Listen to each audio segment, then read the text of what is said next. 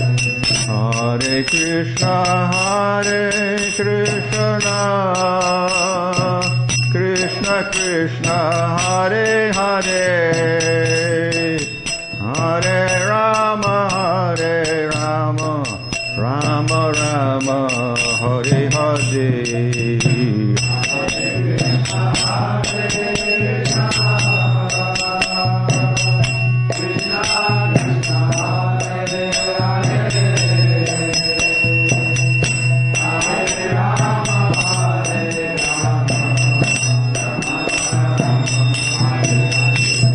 Hare Krishna,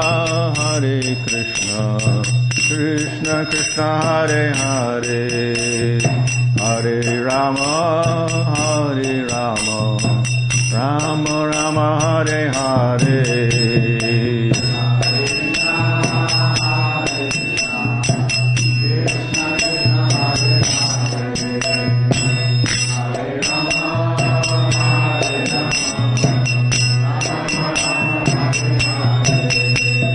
Hare Krishna, Krishna Krishna, Hare Hare, Hare Rama, Rama Rama, Hare Hare.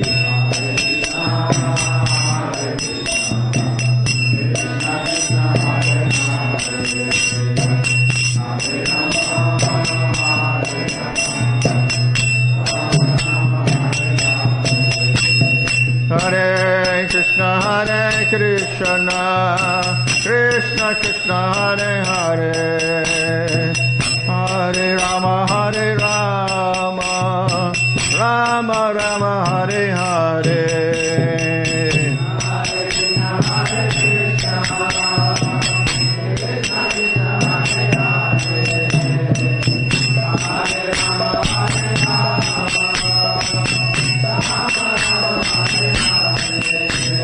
Hare Krishna, Krishna Krishna, Hare Hare, Hare Rama, Rama Rama, Hare Hare.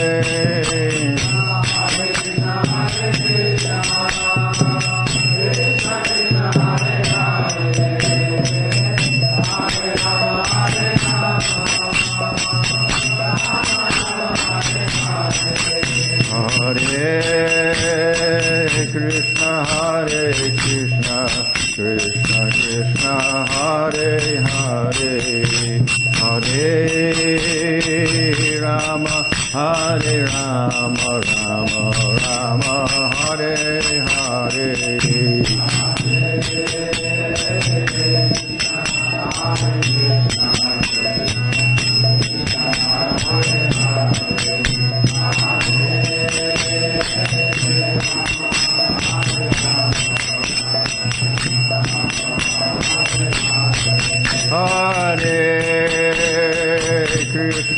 Hare Krishna, Krishna Krishna, Hare Hare, Hare Rama, Rama Rama, Hare Hare.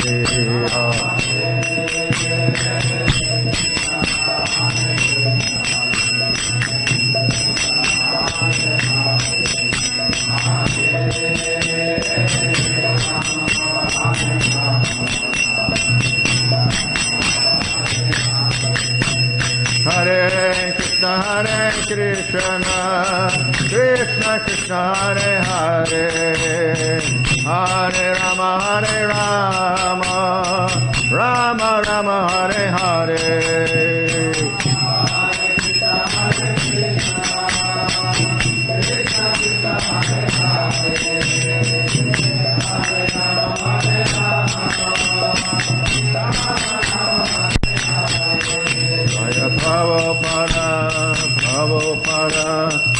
Prabhupada, Jaya Prabhupada.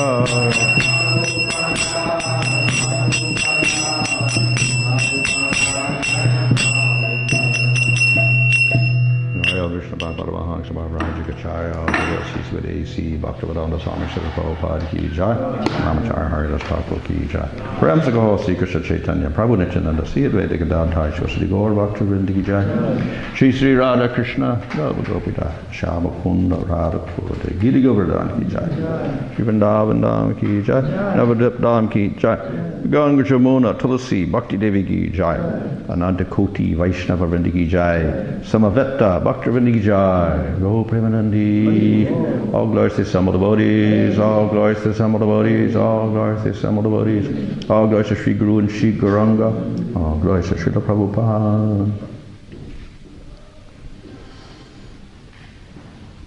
Om Namo Bhagavate Vasudevaya. Om Namo Bhagavate Vasudevaya. Om Namo Bhagavate Vasudevaya.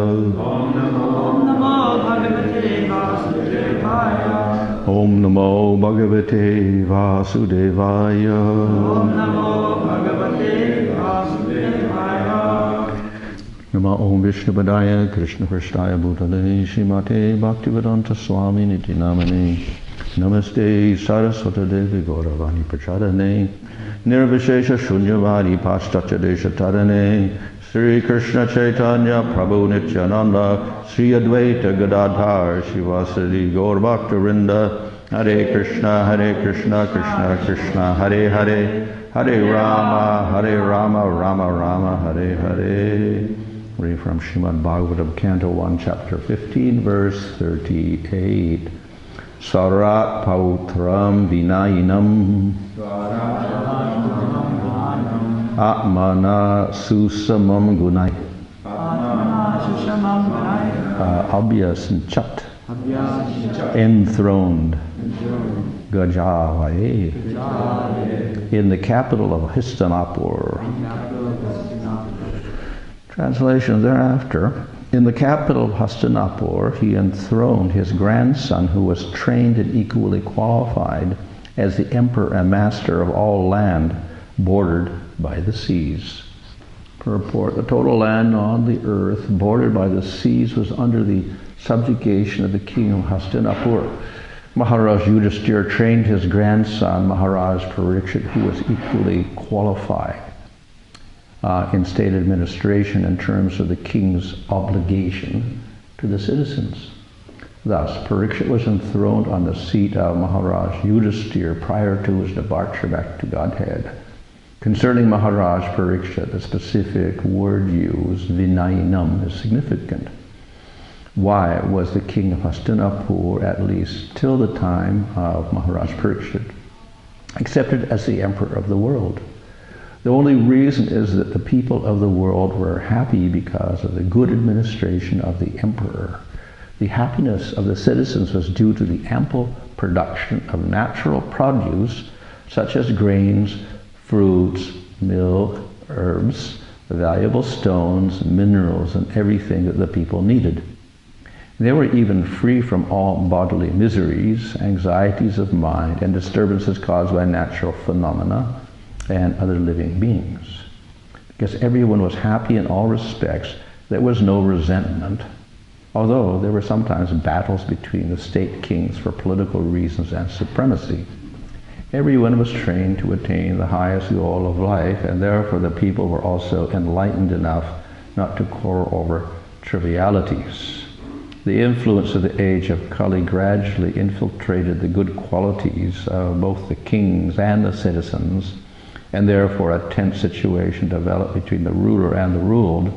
But still, even in this age of disparity between the ruler and the ruled, there can be spiritual emolument and God consciousness. That is the special prerogative.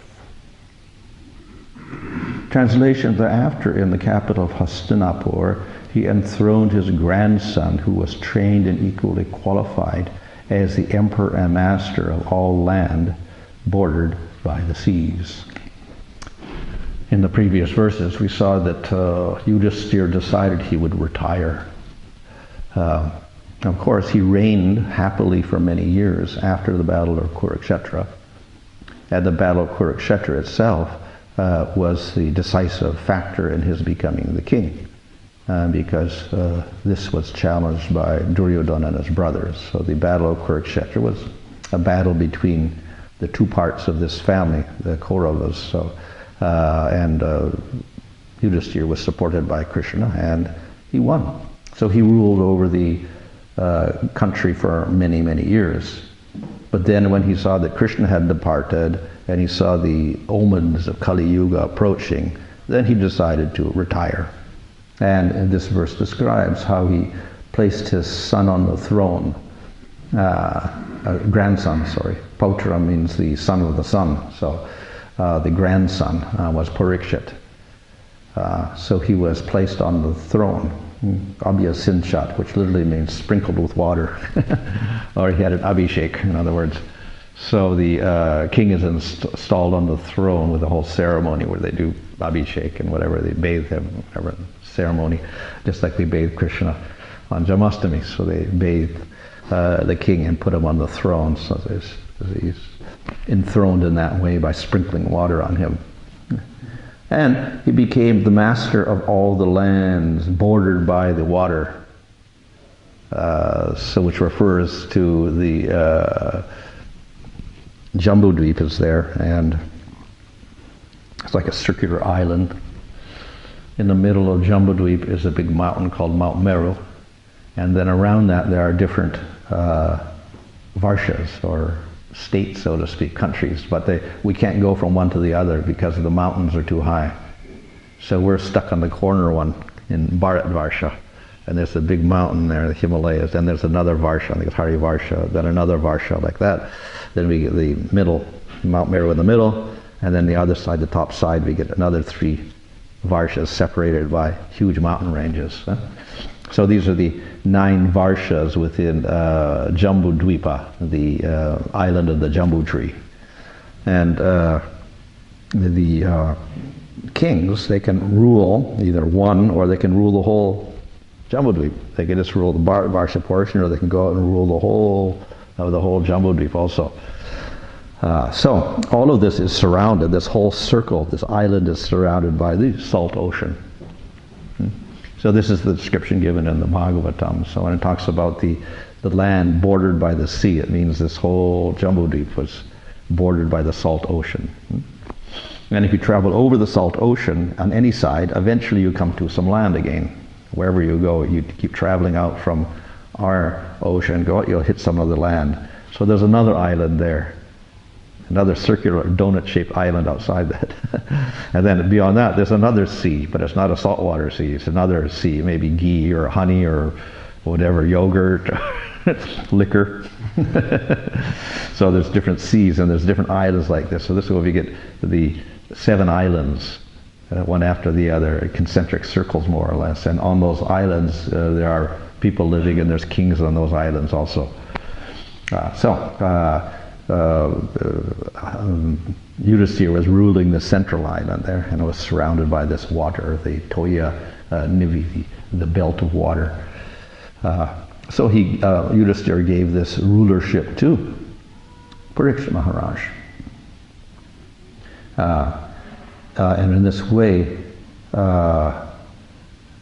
the line of kings continued. That is the bona fide lines originating from Vaivasvata Manu. The line of kings continued in this way. Later there's a description of how his sons and grandsons, etc., inherited the throne. But eventually the line disappeared completely, and we get all sorts of demons taking control of the country. So the line of kings originating from Manu disappeared. Elsewhere in the Bhagavatam it's described that the Manus and their descendants, the bona fide line of kings, they are empowered by the Supreme Lord. So they're called Vibhutis of the Lord. That says in Bhagavad Gita in chapter 10, there's a description of the Vibhutis of the Lord, like the lion is a special creature, the Makara is a special fish, Himalayas is a special mountain, so they're called Vibhutis of the Lord. But then we get these special Vibhutis who are empowered human beings. We get the Manus and their descendants, we get the great sages, and we get the Devatas. They're called Vibhutis of the Lord. So they're not as powerful as Shaktivesh avatars, who are also jivas, but the Shaktivesh avatars are eternally in that position, like Narada Muni. Nobody takes the position of Narada Muni. It's not a post. He's eternally in a spiritual body, and he wanders around preaching in that body from universe to universe, and all the different universes and all the days of Brahma.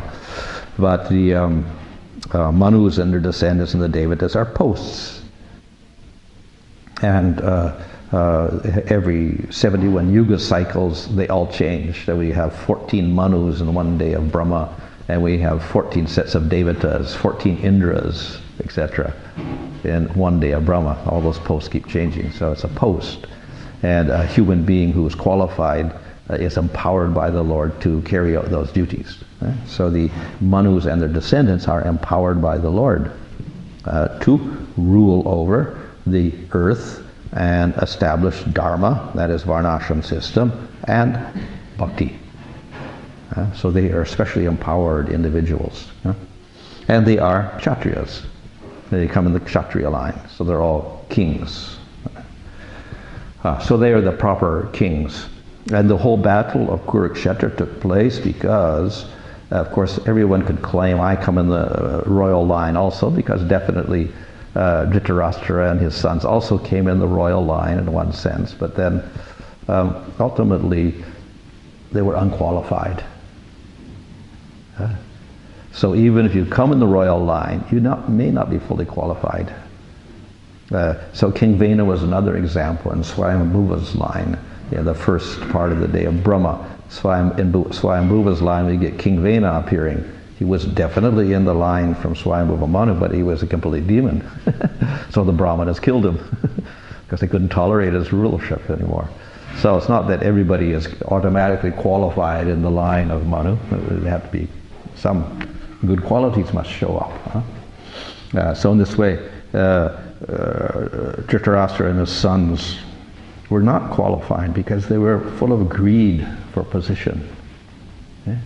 And we see Yudhisthira and his brothers, they were not really interested in ruling at all in one sense. They just did it because Kusha said you have to do it. So though they were both in the line coming from Manu, Krishna supported the Pandavas and that line. So that was considered to be the bona fide line at that point. And Parikshit, he came in that line, and he was also qualified. Not just because he comes in the line, he must be qualified, but he came in the line, plus he was very qualified. He had the proper qualities, so that's explained here. He was, Sama means equal, and Susama means very equal, most excellently equal. In what qualities? Gunai. So he was equal to Yudhisthira in his qualities, very exactly. In other words, he was highly qualified. So because of that, Yudhisthira placed him on the throne. Of course, there was also no other choice because he was the only offspring ultimately. After the Pandavas, he was the only remaining line in that bloodline. So he became king. But very fortunately, he was very, very qualified. So therefore, he was personally by Yudhisthira, he was placed on the throne. And there was no opposition at all. So in this way, the line of kings continued. So the king, as I said, must be qualified. Of course, if he's empowered by the Lord, very good, but he has to be qualified, and qualified in two ways. One, of course, the most important qualification, he has to accept the Supreme Lord. He has to be a devotee of the Lord. And then secondly, he has to be a good kshatriya, because he's a king, so he has to rule properly. He has to understand the principles of kshatriya life and rule properly as a kshatriya, as a ruler. So these qualities are mentioned in the various scriptures and in the Bhagavatam as well. The two qualities must go together. That is, being a devotee and being a kshatriya. That goes for anyone in the varnashram system. If you're a brahmana, And he also should be a devotee. If you're a Vaishya, should be a devotee. If you're a Sudra, you should also be a devotee. But there's various degrees of being a devotee, from accepting the Lord nominally to having a little worship to being more of a devotee. So there's various degrees of, Sudras, Vaishyas, Kshatriyas, and Brahmanas. But if you completely reject God completely and you're atheistic, then you're not qualified at all. Okay? So therefore it is said in Bhagavatam that the process of karma yoga, which means following the principles of varnashram system, is useless if there's no worship of the Lord. If you don't at least respect the Lord, useless worship. Of course, that also goes for other processes. Jnana is also useless if you don't accept the Lord. Now normally, of course, we think, okay, Mayavadis and Brahmavadis, they're just worshipping and meditating on Brahman, and they reject the Lord and they merge in Brahman. But our acharyas explain that it's not actually possible. They also have to worship the Lord to get liberation. If they don't worship the Lord, they will not get liberation. They will not merge in Brahman. They cannot. You can only merge in Brahman and get liberation if you get the mercy of the Lord. You won't get the mercy of the Lord if you offend him. If you reject him, you're not going to get his mercy. So an intelligent impersonalist will also worship the Lord in order to get his liberation. And if he rejects that, he falls from his position. So that's the conclusion of Bhagavatam. He may think he is liberated, but because he rejects the lotus feet of the Lord, he falls from his position. That is directly stated in Bhagavatam. So even jnana, ultimately, the goal of jnana is dependent on bhakti. Jnana arises from sattva gun, the process of jnana. Studying shastras and Vedanta, etc., and vairagya, these are all part of sattva gun. But the liberation is not in sattva gun. So sattva gun cannot bring you to liberation, freedom from the gunas. Something higher has to do that. Brahman itself cannot do it because it has no Shakti. It doesn't do anything. So the only one that can give you the liberation, pull you out of sattva gun, is Supreme Lord. Unless you get his mercy, you don't get it. So, of course we can always ask, well, why the Brahmavadis, why they don't become devotees? They may become devotees, but due to their sangha, association, many of them read Upanishads and they get this conclusion that the highest thing is to merge in Brahman and be peaceful. So they like that. But they also accept the Lord, but they think this is better. Just as some people prefer Shanta Rasa over Madhurya Rasa, like that. So some prefer Brahman, Sayuja, over Bhagavan, worshipping Bhagavan and Bhakti. So it may be like that. But if they're intelligent and they understand scripture, they'll also worship the Lord a little bit. If they start worshipping the Lord more and more, eventually they may become devotees who have a little bit of mixture of jnana. We call them Gyan Misra Bhaktas. So they were worshipping the Lord and they have a slight tendency to like this more peaceful existence, etc. And they may practice part of the angas of jnana as well, and they appreciate Brahman, but they're prominently devotees. So they actually get more than liberation. They can get Shantarasa in the spiritual world ultimately. But devotees don't even want to mix the jnana at all, so if they do pure bhakti, then they get prema in the spiritual world. So anyway, that means that jnana, the goal of jnana, liberation, is dependent on bhakti, even if it's a little bhakti, and karma yoga, even if to get to Svargaloka and operate in the varnashram system properly, it also requires some bhakti, even if it's a little bhakti. So, in this way, the kings have to be qualified. They can't just be implementing varnashram and no bhakti. If it is without the bhakti and no recognition of the Supreme Lord, it's called asurik varnashram. And that's exactly what Duryodhana established when he got a chance to rule.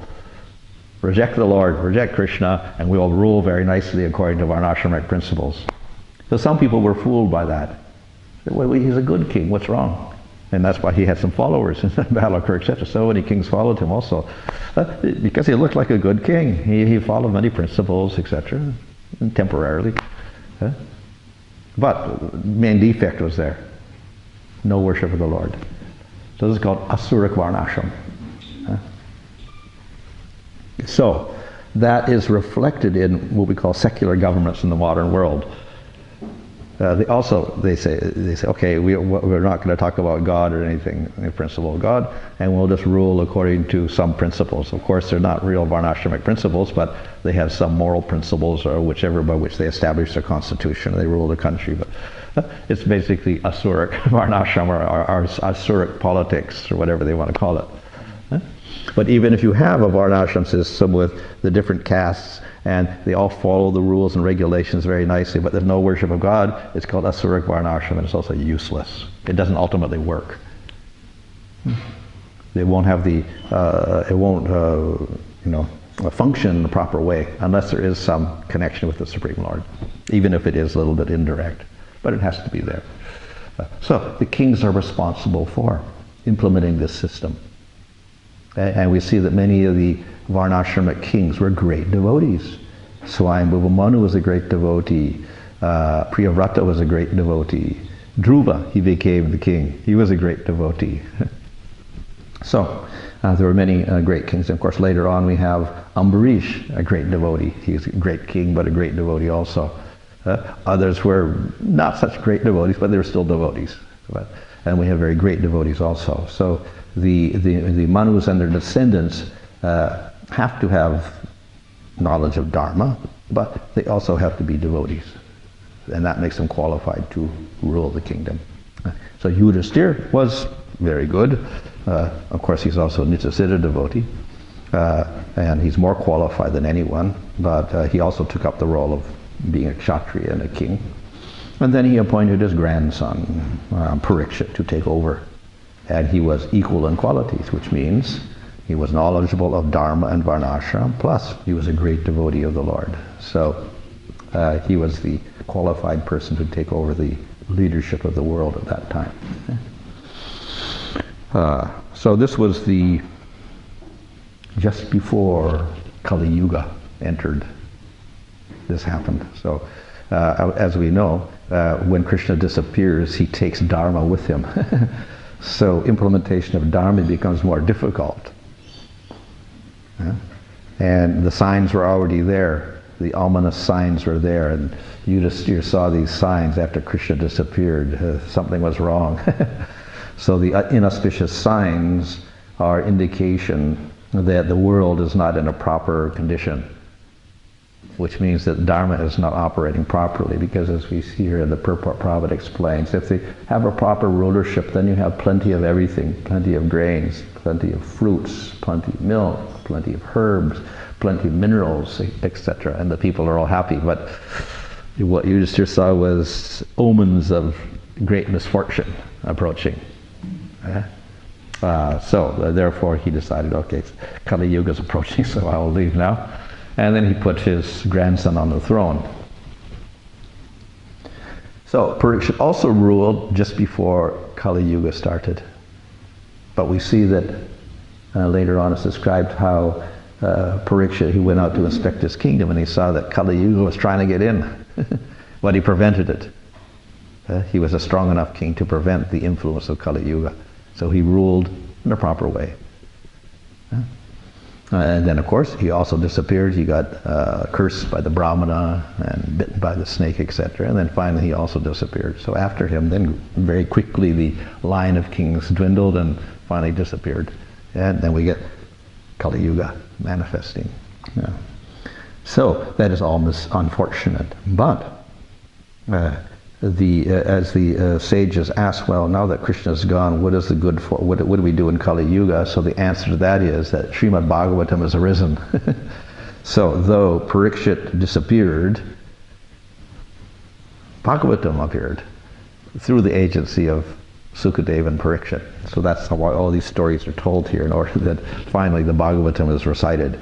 So Parikshit is born, Parikshit gets cursed, Parikshit decides to fast for 7 days, and then Sukadeva comes and he recites the Bhagavatam.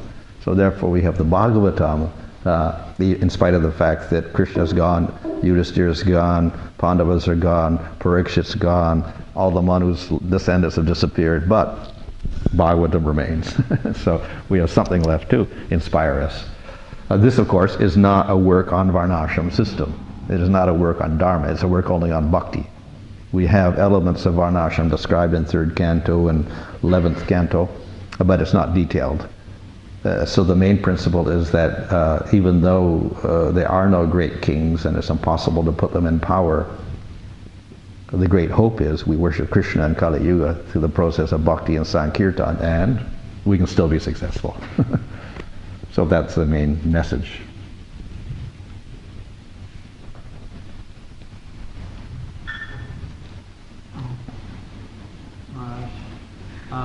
You spoke about the different islands, Yeah. and I was just wondering if you could explain, because the measurements given in the Bhagavatam, they're actually much bigger than our current scientific definition of how big the Earth is, even just for how big Bharat is. So I was wondering, is that a literal measurement, or is it like a figurative thing, or is it, how do we understand those measurements and that? Well, yeah, if we look at the 5th canto, they give very exact measurements of everything, the Varshas, and then Jambudvip, and then the ocean, the salt ocean, then the next Dvipa, its diameter, then the next ocean, and they're also like twice as big. They double. There's a factor of doubling each time. So are they exact figures? Because we get a figure going out this way and a figure going upwards, and that's the size of our universe. Now, according to modern science, the universe is much, much bigger. It's, I don't know how big this universe is. They give us an exact figure, but anyway, the modern concept of the universe is 21 zeros, whatever that comes out to. That's the speculated diameter of our universe, which means everything, you know. So the sizes are a little different.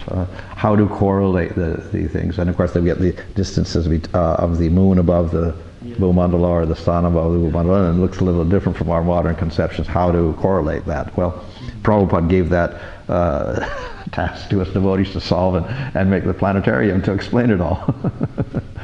So I don't know, Underdeep was involved in that. You can ask him if they solved the problem or not. I don't know. Anyway, they're supposed to demonstrate that somehow within the TOVP, but whether they can actually explain the difference in dimensions or whatever like that, we don't know. The other problem is, of course, that modern science, we believe it's all true, and in one sense, okay, it's from our perspective and our instruments in the modern world, we can say as accurate as we can get. Just like the age is also, 1,000 years ago, 5,000 years ago, we can measure time also. It's somewhat accurate according to our logic and our perception of evidence that we have, but it's never complete, and it's never perfect, and all the theories we have change over time, because material logic and material perception are imperfect. So Newton's physics was overturned after they were so excited when they developed the scientific age, and they rejected religion and everything as a restriction, and they were so excited they were coming to the highest truth of science, and then they discovered with Einstein and then relativity theory and then finally quantum physics that it wasn't true. And all the principles they had founded of Newton were completely different. There was some new principle coming up called quantum physics. And they can't explain it. Why the difference? It looks like it's this, but it's something else, and this is not a mistake because they keep testing it, and it is true. But they're opposite types of perceptions of the world, just in science itself. And for 100 years they've been struggling to try to explain the difference, but they can't. So if we look at the world, we're looking at it now when we look at Bhagavatam, and then we look at scientists. That's the normal Newtonian concept of the world we're looking at, and we're judging it by that.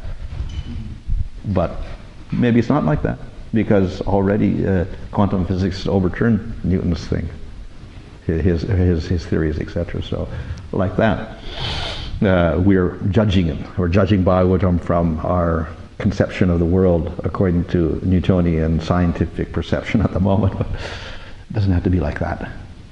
I have a presentation also to show that modern science, even modern scientists admit that all of our conceptions of the universe and our measurements, etc., are limited because even according to scientific calculation, whatever we calculate is like 4% of what's supposed to be there according to the calculation, and they can't account for 96% of the universe. It's called black matter, which means they don't know what it is. They can account for everything else in terms of the mass of particles and neutrons and electrons and electromagnetic waves and all that. They can account for that, but that's only 4% of all that they think must be out there. And the rest, they don't know what it is. So they call it dark matter and dark energy, which means, just question mark, we don't know. So that's, so how we can explain everything when we don't know what most of it is. we know less than, 4% of what's out there. So how we can say, well, this is wrong and that's, science is right. We don't know. So one more thing is, you said that they can't cross the mountain ranges because they're so high. Yeah. And you have the Himalayas, which is considered the boundary between Bharat Varsh and the next Varsha. And I'm just wondering if, I've heard that our Himalayas that we can see is not actually probably not, It's just it's a kind of small kind of manifestation, but the real Himalayas is actually this massive. Yeah, something you can't get past, like an invisible wall. But then Prabhupada said that India is Bharat Varsh sometimes. And sometimes the whole world is Varsha. Always these descriptions. How do we understand? Well, Sariputta gives an interesting explanation also, and sometimes the scriptures themselves speak on many levels. So one level is to speak on the earthly level, a very, very localized level. So we have Varsha here, we have Himalayas there, then we have the next Varsha. I think it's Kimpurusha Varsha above that. So that's like Tibet and other areas like that. And eventually we get to Mount Meru, which is the North Pole. Something like that. So it's more of a, let's say, a geographical explanation. But then you could take it beyond that and get a thing like a whole solar system explanation, where the Jambudvipas, like the Earth, the different dvipas are like the diameters, and Sariputta traces that actually the actual scientific orbits of the planets are corresponding to those dvipa dimensions, like Saturn, and they have the orbit in comparison to the Earth or whatever, and they're quite, they correspond like that. So, in other words, you can have various levels of a description. It can refer to a local description, something a little bigger, and maybe the whole universe, maybe the whole galaxy or whatever like that as well. So like double meanings or triple meanings or whatever of a description, which is puzzling to us, but it's not from the spiritual point of view, because spiritually, or even not even spiritually, let's say from a Devata's point of view, they see things much differently. So therefore they can describe things in all sorts of ways that it doesn't make sense to us, because they're doing it on a higher viewpoint. Or even if we are on a higher viewpoint, you're in your subtle body, let's say, and you observe things through your subtle body and an out-of-body experience or something. You're not going to see the world like this. You're going to see it quite differently. And you want to look at the Earth planet, you will see it quite differently from what science says it looks like or whatever. Mahabharata describes how Bhima went up Govardhana mountain, and there it describes it, because he was qualified, the Pandavas was qualified, and actually went up there and spent I think a year up in the heavenly planets. And I remember attending a presentation from Uncle Vishu and Michael, and he was talking about the different perceptions of the universe. He said all these perceptions are actually there. It was just about qualification to perceive them. So it's like the more subtle, as it's described in Bhagavatam, someone who's qualified can actually see that, but if not qualified. Well, you also read the, what's his name? Paramahamsa Yogananda. He went to the Himalayas, and then at a certain point he entered into this other realm, and there were Devatas there and stuff in the Himalayas. Of course, it's not the Himalayas that we're seeing, but there's another place there, and it was full of Gandharvas and Devatas and other things, and then he got dropped back down again to this level. So, with your higher perception, even material perception, then you can see different things. So Devatas see differently from us.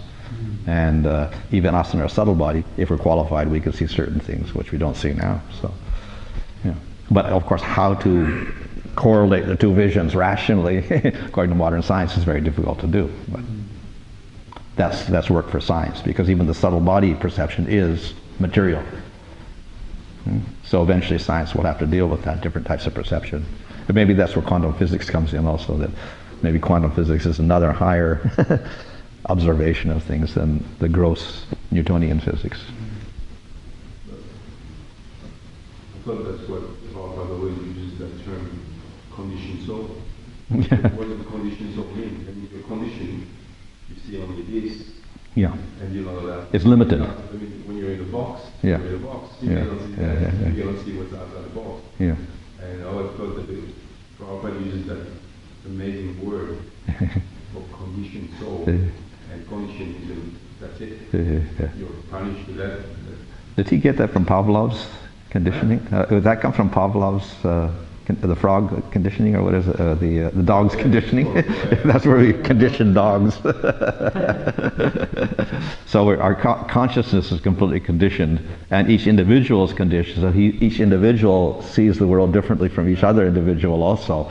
And each animal, each species will see different. We humans will see differently from dogs, or cats, or bats, or snakes, or cockroaches. We all have a different perception of what the world is. Ants will have a two-dimensional perception, perhaps like this. We have a three-dimensional perception at the moment. Devatas will have maybe 4 or 5-dimensional aspect. Brahma may have 8. And Krishna has infinite dimensions perceivable. So yeah, we're all conditioned, and only spiritual world, they're unconditioned. They're beyond all these, and they see completely differently. But how to convey that multi-dimension, or even spiritual dimension, if Krishna looks at the material world, he sees it differently. But how you convey that to people in the material world? Whatever you say, it's going to look strange. It'll look different, and it's not going to be like what we see it. So there's going to be some contradiction there. And of course, when we read the descriptions, we're also reading it from our conditioned mind. So then we say, okay, we should draw a picture like this and this, and make it a two-dimensional diagram of it. And it may not be like that at all. So what they're describing is something maybe in 5 dimensions or 6 dimensions, but we're trying to put it in 2 or 3 dimensions. So then it doesn't make any sense. An interesting example of what the Buddha was saying is, that story where Krishna calls the monk to come to his palace, and then he goes there and he sees all the other. All the Brahmas, yeah. But they don't see each other, only he sees them all. Yeah. You can see how the conditioned soul just like sees his reality, but not everything. Yeah.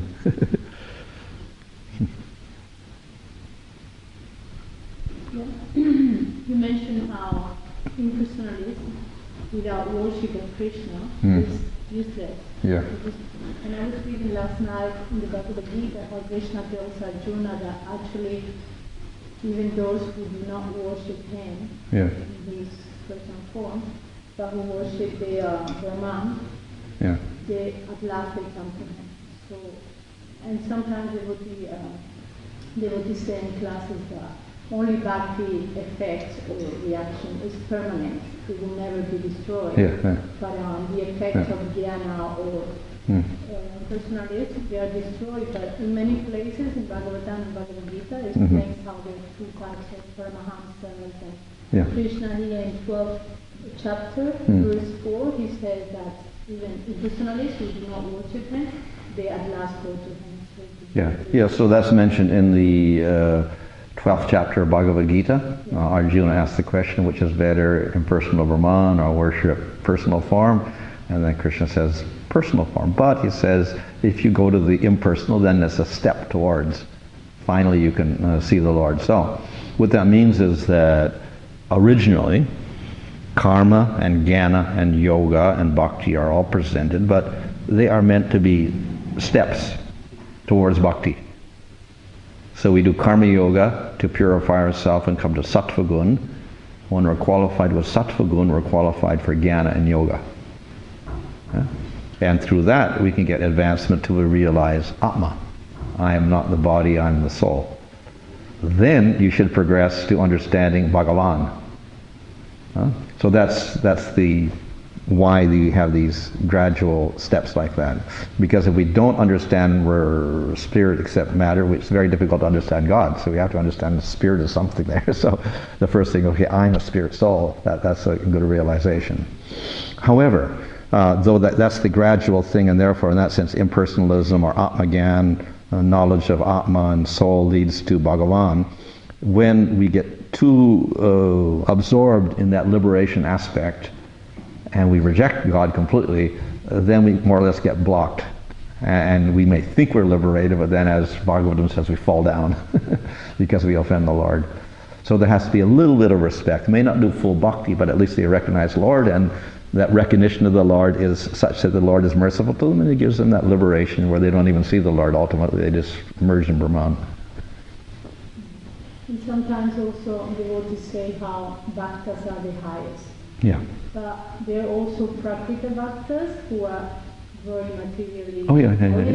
So who is superior? A very renounced person. Paramahansa who is really sincere about getting free from material conditioning, or prakrita bhakta who is interested in material things. Well, there's several types of devotees. One is the completely false devotee. He's a pretender, so that's useless. He's completely materialist, but he's disguising himself as a devotee, but he doesn't actually even understand anything about spiritual life. So that's completely rejected. He's lower even than an impersonalist or a Paramahamsa. Then we have those devotees who we call the Kanishtas, or Prakrita devotees. They recognize the Lord in the temple, but they don't respect the devotees. So they have some appreciation for God, but it's not very well defined. So that is actually a step towards Madhyama devotee, who's the real devotee. And if you get to that position, either from Kanishta to Madhyama, then actually you're superior to everybody else, even to the liberated souls in Brahman, because you're on the path to Bhagavan instead. So that you're limited if you get on the path of jnana and you get liberation, because then you never get a chance to realize the Supreme Lord. Whereas if you begin the process of bhakti, even though you may still be affected by the gunas or whatever, and the other person may be beyond the gunas, as a liberated state, still you're on a path to go higher than that. So that's considered superior, to be a devotee of that sort, who's on the path towards realizing Bhagavan.